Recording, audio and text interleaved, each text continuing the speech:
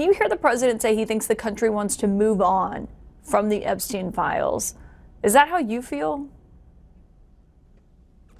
Well, first, let me say, Caitlin, thank you so much for having me back. And I know I don't just speak for myself when I say I really appreciate how persistent you were in questioning this administration about their failure with this release.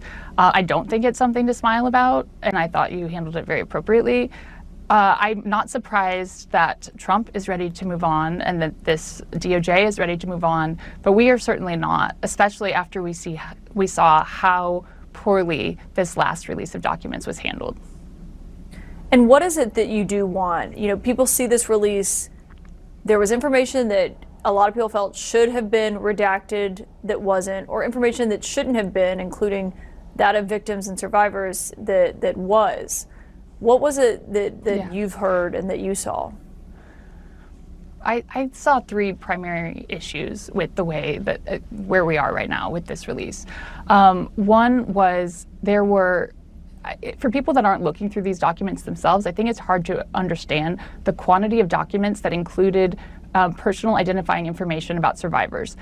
A list of names that was literally called the Epstein victim list that had something like 40 or 50 names, primarily of minor victims, completely unredacted except for one name, right?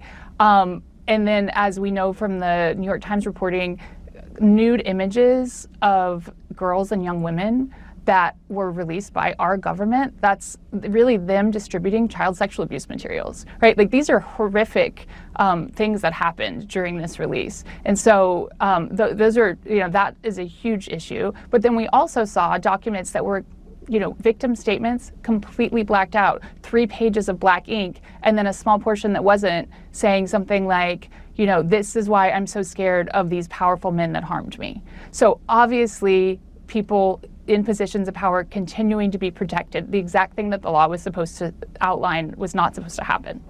And then third, we know that there is other pertinent information that has still not been released. Of course, people are continuing to sort through files. There is a lot, but for example, my sister Maria Farmer, in the first release, we saw part of her 1996 report to the FBI where she outlined the theft of photos that she had taken for her art, but she also described her own assault at Les Wexner's property, and she described my assault at Zora Ranch.